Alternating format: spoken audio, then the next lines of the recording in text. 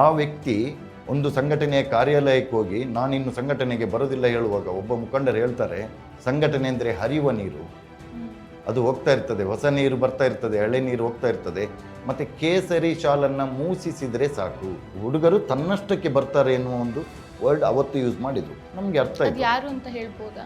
ಈಗಿದ್ದ ಮುಖಂಡರು ಬೆಲ್ಲರದಲ್ಲಿ.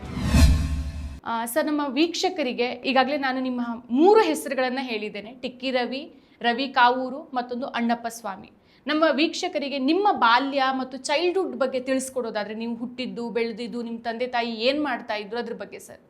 ನನ್ನದು ಬಾಲ್ಯ ವ್ಯವಸ್ಥೆ, ನಾನು ನನ್ನ ತಾಯಿ ತಂದೆ ಅಕ್ಕ ಮತ್ತು ನಾನು, ನನ್ನ ತಂದೆ ತಾಯಿಗೆ 2 ಮಕ್ಕಳು. ನಾವು ಬಡ ಕುಟುಂಬದಿಂದ ಬಂದವರು. SLC ಆಯಿತು. ನಮ್ಮದು ಪರಿಸ್ಥಿತಿ ತುಂಬ ಕಷ್ಟ ಇತ್ತು. ಹಾಗೆ ನಾನು ದುಡಿಲಿಕ್ಕೆ ಅಂತ ಮಂಗಳೂರಿಗೆ ಬಂದವನು. ಬಂದು ಒಂದು 5 ವರ್ಷ ಬಸ್ಸಲ್ಲಿ ಕಂಡಕ್ಟರಾಗಿ ಕೆಲಸ ಮಾಡಿದೆ. ನಾನು ಒಳ್ಳೆ ಲೈಫು ಒಳ್ಳೆ ಇತ್ತು. ತಂದೆ ತಾಯಿಯನ್ನು ನೋಡ್ಕೊಳ್ಳೋ ಚೆಂದ ಇದ್ದೆ, ಬಿಂದಾಸಾಗಿ ನನ್ನ ಲೈಫನ್ನು ನಾನು ಒಳ್ಳೆ ನಡೆಸ್ತಾ ಇದ್ದೆ. ಅದೇ ಟೈಮಲ್ಲಿ ಆ ಟೈಮಲ್ಲಿ ರಿಯಲಿ ಒಂದು ಧರ್ಮದ ಇನ್ನೊಂದು ಧರ್ಮದ ದಬ್ಬಾಳಿಕೆ ಎಲ್ಲ ಜೋರಲ್ಲಿತ್ತು. ಆ ಟೈಮಲ್ಲಿ ನಾವು ದುಡಿಯುವಾಗ ಆವಾಗ ಪ್ರತಿಯೊಬ್ಬರು ಒಂದು ಕುಂಕುಮವನ್ನು ಹಾಕಿ, ಸಂಘಟನೆಯ ಪ್ರತಿಯೊಬ್ಬರು ಕಾರ್ಯಕರ್ತರೇ ಅಲ್ಲಿ ಮಂಗಳೂರಲ್ಲಿರೋದು. ಹಾಗೆ ಎಲ್ಲ ನಮ್ಮ ಸಂಘಟನೆಯ ನೆಟ್ವರ್ಕ್ ಎಲ್ಲ ಸ್ಟಾರ್ಟ್ ಆಯಿತು. 2000ನೇ ಇಸವಿಯಿಂದ ಸಾಧಾರಣ 2005ರವರೆಗೆ ನಾನು ದುಡಿತಾ ಬಂದು 2006ರಲ್ಲಿ ಒಂದು ದೊಡ್ಡ ಕೋಮು ಗಲಭೆ ಆಯಿತು ಮಂಗಳೂರಲ್ಲಿ. ನಿಮ್ಗಾಗ ಏಜ್ ಎಷ್ಟಿತ್ತು? ನನಗೆ 84 ಅಂದರೆ 17 ವರ್ಷದ ಹುಡುಗ ನಾನು. ಆವಾಗ 17 ವರ್ಷದ ಹುಡುಗ ನಾನು.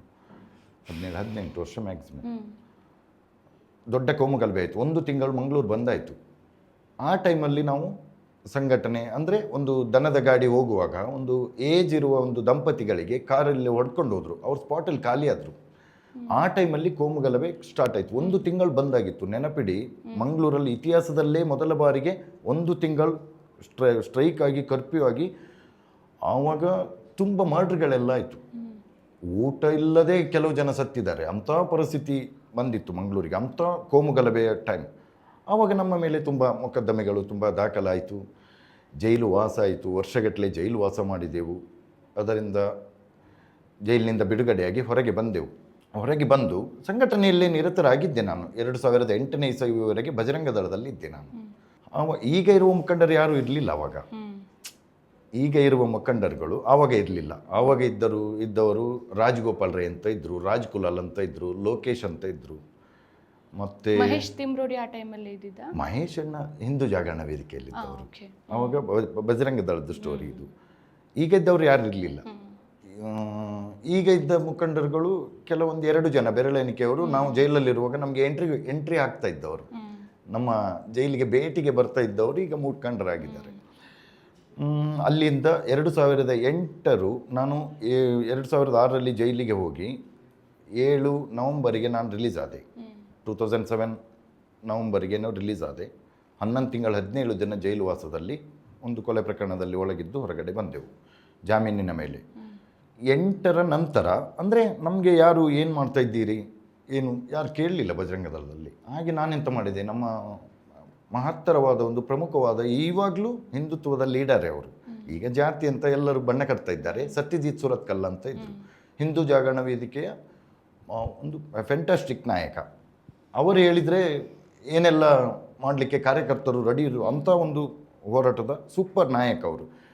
ಅವರ ಪರಿಚಯ ಆಯಿತು ನನಗೆ. ಹಾಗೆ ಪರಿಚಯ ಆಗಿ ಆ್ಯಕ್ಚುಲಿ ಆ ಮರ್ಡರ್ ಕೇಸಲ್ಲಿರುವಾಗ ನಮ್ಮನ್ನು ಬಿಡಿಸ್ಲಿಕ್ಕೆ ಬಂದವರೇ ಸತ್ಯಜಿತ್ ಸುರತ್ಕಲ್. ಆ ಟೈಮಲ್ಲಿ ನಾವಿದ್ದೇವೆ, ಯಾರಿಲ್ಲದಿದ್ದರೆ ನಾನು ಇದ್ದೇನೆ ಅಂತ ಒಂದು ಭಾಷೆ ಕೊಟ್ಟು ಹೋಗಿದ್ರು ಅವರು ಸತ್ಯನ. ಮತ್ತೆ ಎಂತಾಯಿತು, 8ಕ್ಕೆ ನಾನು 2008ಕ್ಕೆ ಜಾಗರಣ ವೇದಿಕೆಗೆ ಎಂಟ್ರಾದೆ.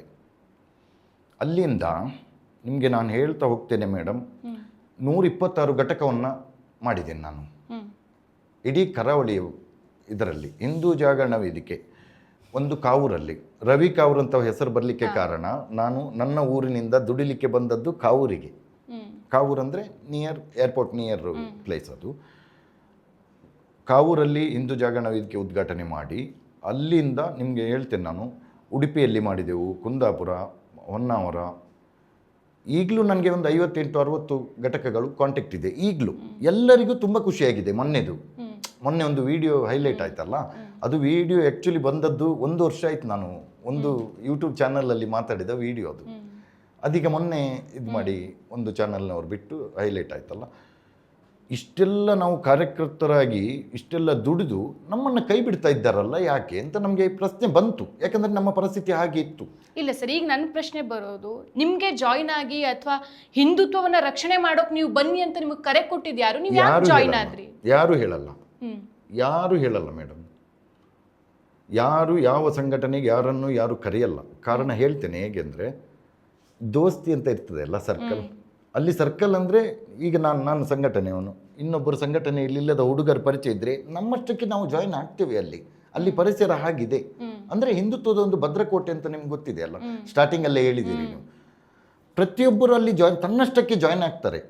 ಲಾಭದಿಂದ ಜಾಯಿನ್ ಆಗುವುದಲ್ಲ, ಲಾಭ ಸಿಗ್ತದೆ ಅಂತ ಯಾವ ಕಾರ್ಯಕರ್ತರು ಜಾಯಿನ್ ಆಗಲ್ಲ. ನಾನು ಪ್ರಶ್ನೆ ಮಾಡಿದ್ದೇನು ಅಂತ ಹೀಗೆ ಪ್ರಶ್ನೆಗೆ ಬರ್ತೇನೆ. ನಿಮ್ಮ ಪ್ರಶ್ನೆಗೆ, ಲಾಭ ಸಿಗ್ತದೆ ಅಂತ ಯಾವ ಕಾರ್ಯಕರ್ತರು ಜಾಯಿನ್ ಆಗಲ್ಲ. ಕಾರ್ಯಕರ್ತರು ಜಾಯಿನ್ ಆಗಿ ಕಾರ್ಯಕರ್ತರು ಕೆಲಸ ಮಾಡಿದ ಮೇಲೆ ಉಂಟಲ್ಲ, ನಮ್ಮನ್ನು ಜೈಲಿಗೆ ಹಾಕಿ ನಮ್ಮ ಹೆಸರಲ್ಲಿ ಕಲೆಕ್ಷನ್ ಮಾಡಿ ದುಡ್ಡು ಮಾಡ್ತಾ ಇದ್ದಾರೆ ಲೀಡರ್ಗಳು. ಅರ್ಥ ಆಯ್ತಾ ನಿಮಗೆ? ಇದು ಸಮಾಜಕ್ಕೆ ನಾನು ತಿಳಿಸ್ಬೇಕು. ಯಾಕಂದರೆ ಮೊನ್ನೆ ಒಂದು ಸ್ಟೇಟ್ಮೆಂಟಿಗೆ ಕೆಲವು ಬೇಡವಾದ ಹುಡುಗರು, ಸಣ್ಣ ಹುಡುಗರು ಮತ್ತು ತಾಯಂದಿರನ್ನೆಲ್ಲ ಈಗ ಚೂ ಬಿಡ್ತಾ ಇದ್ದಾರೆ ಕಮೆಂಟ್ ಮಾಡಲಿಕ್ಕೆ. ಮಹಿಳೆಯರನ್ನು ಚೂ ಬಿಡ್ತಾ ಇದ್ದಾರೆ. ತೊಂದರೆ ಇಲ್ಲ. ನಾನು ಬ್ಯಾಡ್ ಕಮೆಂಟ್ ಮಾಡುವವರಿಗೆ, ನನ್ನನ್ನು ಪ್ರಶ್ನೆ ಮಾಡುವವರಿಗೆ ಈಗಲೇ ಕ್ಲಾರಿಫಿಕೇಷನ್ ಕೊಡ್ತೇನೆ. ನಾನು ಏನಂದರೆ, ಏನೋ ಸಿಗ್ತದೆ ಅಂತ ನಾವು ಬರಲಿಲ್ಲ. ನಮ್ಮ ಹೆಸರಲ್ಲಿ ದುಡ್ಡು ಮಾಡಿದವರ ಹೆಸರು ಬೇಕಿದ್ದರೆ ನಾನು ಬಿಡಿಸಿ ಹೇಳ್ತೇನೆ. ಯಾರು ನನ್ನನ್ನು ಪ್ರಶ್ನೆ ಮಾಡಬೇಕು, ಮುಖಂಡರುಗಳು ಯಾರು ಅಂತ ಹೇಳಿ ನೀನು ಅಂತ ನಾನು ಹೇಳ್ತೇನೆ. ಯಾರಿಗೆ ಎಲ್ಲಿ ಫ್ಲ್ಯಾಟ್ ಮಾಡಿದ್ದಾರೆ, ಎಷ್ಟು ಎಸೆಟ್ ಮಾಡಿದ್ದಾರೆ, ಎಲ್ಲೆಲ್ಲಿ ಭೂಮಿ ತೆಗೆದಿದ್ದಾರೆ, ಬೆಂಗಳೂರಲ್ಲಿ ಯಾರು ತೆಗೆದಿದ್ದಾರೆ, ಮಂಗಳೂರಲ್ಲಿ ಎಷ್ಟು ಫ್ಲ್ಯಾಟ್, ಎಲ್ಲ ನಮ್ಮ ಹತ್ರ ಡೀಟೇಲ್ಸ್ ಇದೆ. ನಮ್ಮ ಹೆಸರಲ್ಲೇ ದುಡ್ಡು ಮಾಡಿದವರು. ನಾನು ಒಬ್ಬನಿಗಾಗಿ ನಾನು ಮಾತಾಡೋದಲ್ಲ. ನಿಮಗೆ ಕಮ್ಮಿ ಅಂದರೆ ನನ್ನ ಹತ್ರ ಲೀಸ್ಟ್ ಇದೆ, ಬೇಕಿದ್ರೆ ಕೊಡ್ತೇನೆ. ಒಂದು 600 ಹುಡುಗರ ಲೀಸ್ಟ್ ಇದೆ. ಹಿಂದೆ ದುಡಿದ ಒರಿಜಿನಲ್ ಕಾರ್ಯಕರ್ತರು, ಈಗ ಇದ್ದ ವೇಷಧಾರಿಗಳಲ್ಲ. ಈಗ ಇದ್ದ ವೇಷಧಾರಿಗಳ ಬಗ್ಗೆ ನಾನು ಮಾತನಾಡೋದಲ್ಲ. ನಾವು ದುಡಿಯುವ ಟೈಮಲ್ಲಿದ್ದ ಈ ಸನಾತನ ಧರ್ಮದ ಕಾರ್ಯಕರ್ತರು. ಫಾರ್ ಎಕ್ಸಾಂಪಲ್ ಆಗಿ ಒಂದು 10 ಹೆಸರು ಹೇಳಿಬಿಡ್ತೇನೆ ನಿಮಗೆ. ಲೋಕೇಶ್ ಕೋಡಿಕೆರೆ ಅಂತ, ನಾವು ಒಟ್ಟಿಗೆ ಸಂಘಟನೆಯಲ್ಲಿದ್ದವರು. ಲೋಕೇಶ್, ಕೊಟ್ಟಾರದಲ್ಲಿ ಲೋಕೇಶ್ ಅಂತ ಇನ್ನೊಬ್ಬರಿದ್ದಾರೆ. ಅವರನ್ನು ನೋಡಿದರೆ ಈಗಲೂ ನಮಗೆ ದುಃಖ ಬರ್ತದೆ. ಒಂದು ಪ್ರಕರಣದಲ್ಲಿ ಅವರ ಮಿಸ್ಸಸ್ ಹಾಸ್ಪಿಟಲಲ್ಲಿ ಅಡ್ಮಿಟ್ ಆಗಿದ್ದಾರೆ ಮೇಡಮ್. ಒಂದು ಕಣ್ಣಾರೆ ನಮ್ಮ ಎದುರುಗಡೆ ಆದ ಕೆಲಸ. ಮಿಸ್ಸಸ್ ಅಡ್ಮಿಟ್ ಆಗಿದ್ದಾರೆ. ಅಲ್ಲಿಂದ ಪೊಲೀಸ್ನವರು ಅರೆಸ್ಟ್ ಮಾಡುವಾಗ ಯಾವ ಮುಖಂಡ ಸಹ ಬರಲಿಲ್ಲ ಅವರ ಹತ್ತಿರ. ಆವಾಗ ನಾವು ಈಗ ಪಬ್ಲಿಕಲ್ಲಿ ಹೇಳಿದ್ದಕ್ಕೆ ಎಲ್ಲರೂ ಪ್ರಶ್ನೆ ಮಾಡ್ತಾ ಇದ್ದೀರಲ್ಲ, ಆವಾಗ ನಾವು ಒಳಗೊಳಗೆ ಮಾತಾಡಿದ್ದೇವೆ ಈ ವಿಷಯವನ್ನು. ಸರಿ ಮಾಡಿಕೊಳ್ಳಿ ಅಂತ. ಆ ವ್ಯಕ್ತಿ ಒಂದು ಸಂಘಟನೆಯ ಕಾರ್ಯಾಲಯಕ್ಕೆ ಹೋಗಿ ನಾನಿನ್ನು ಸಂಘಟನೆಗೆ ಬರೋದಿಲ್ಲ ಹೇಳುವಾಗ ಒಬ್ಬ ಮುಖಂಡರು ಹೇಳ್ತಾರೆ, ಸಂಘಟನೆ ಅಂದರೆ ಹರಿಯುವ ನೀರು, ಅದು ಹೋಗ್ತಾ ಇರ್ತದೆ, ಹೊಸ ನೀರು ಬರ್ತಾ ಇರ್ತದೆ, ಹಳೆ ನೀರು ಹೋಗ್ತಾ ಇರ್ತದೆ, ಮತ್ತು ಕೇಸರಿ ಶಾಲನ್ನು ಮೂಸಿಸಿದರೆ ಸಾಕು.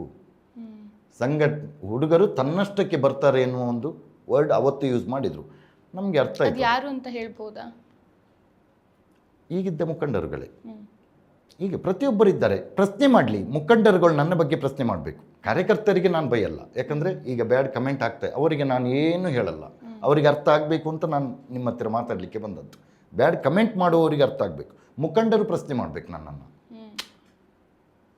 ನೀನು ಯಾರು ಅಂತ ಮಾಡಲಿ ಅವರು. ನಾನು ಹೇಳ್ತೇನೆ, ಒಂದೊಂದು ಡೀಟೇಲ್ಸ್ ಬರೆದು ತೋರಿಸ್ತೇನೆ ಇಡೀ ಸಮಾಜಕ್ಕೆ ನಾನು ಇವರು ಮಾಡಿದ್ದನ್ನು. ಅದು ನಮಗೆ ಬೇಸರ. ಸಿದ್ಧಾಂತವನ್ನೇ ಒಪ್ಪಿಕೊಂಡು ಬಂದ ಮೇಲೆ ಸಿದ್ಧಾಂತಕ್ಕೆ ವಿರುದ್ಧವಾಗಿ ಮಾಡುವ ಲೀಡರ್ಗಳಿಗೆ ನಾನು ಬೈಯೋದು. ಸಿದ್ಧಾಂತಕ್ಕೆ ನಾನು ಬೈತಾ ಇಲ್ಲ. ಇಲ್ಲಿ ಲೀಡರ್ಗಳು ಮಾಡ್ತಾ ಇದ್ದಾರಲ್ಲ, ಅದರಿಂದ ಸಿದ್ಧಾಂತ ಹಾಳಾಗ್ತಾ ಇದೆ. ನಮ್ಮಂಥ ಬಡ ಮಕ್ಕಳು ಸಾಯ್ತಾ ಇದ್ದಾರೆ ಮೇಡಮ್. ಮತ್ತಷ್ಟು ವಿಶೇಷ ವಿಡಿಯೋಗಳನ್ನು ನೋಡಲು ಮತ್ತು ಹೊಸ ವಿಡಿಯೋಗಳ ಬಗ್ಗೆ ತಿಳಿಯಲು ಈ ದಿನ .com ಯೂಟ್ಯೂಬ್ ಚಾನೆಲ್ ಸಬ್ಸ್ಕ್ರೈಬ್ ಮಾಡಿ ಮತ್ತು ಬೆಲ್ ಐಕಾನ್ ಕ್ಲಿಕ್ ಮಾಡಿ.